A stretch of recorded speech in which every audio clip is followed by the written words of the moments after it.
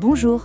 Dans cette vidéo, nous allons apprendre à lire et à comprendre un tableau préparatoire de paye, aussi appelé fiche navette.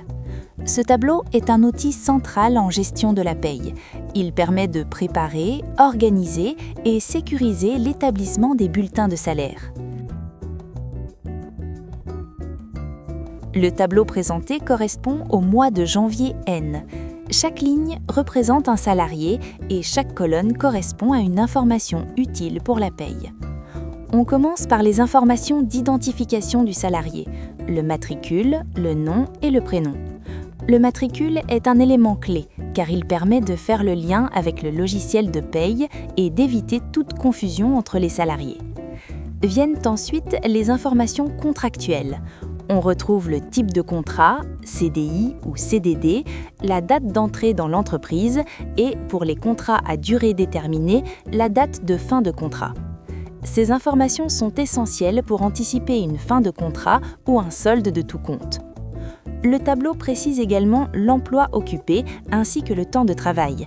Le temps de travail est exprimé en pourcentage et en équivalent temps plein, appelé ETP. Ces données permettent de sécuriser la rémunération des salariés à temps partiel et d'éviter les erreurs de proratisation. On retrouve ensuite les informations de rémunération. Le salaire de base mensuel correspond au salaire contractuel du salarié.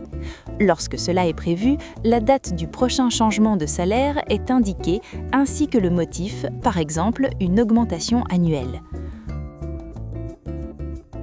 Le cœur du tableau concerne les éléments variables de paye.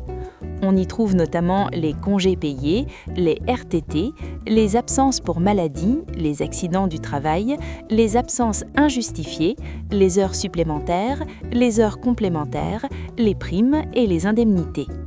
Ces informations sont renseignées au fil du mois au fur et à mesure qu'elles sont connues.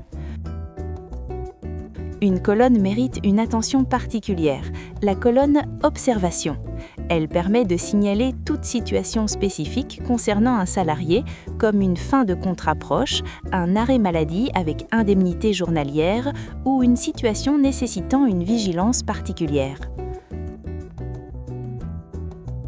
Concrètement, ce tableau est utilisé à 3 moments clés du processus de paye.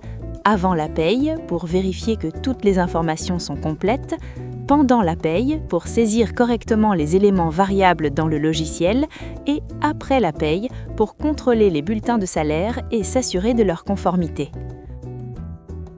Pour conclure, le tableau préparatoire de paye est un outil indispensable pour tout gestionnaire de paye. Il permet de travailler de manière organisée, rigoureuse et professionnelle et constitue une base essentielle pour produire une paye fiable et sécurisée.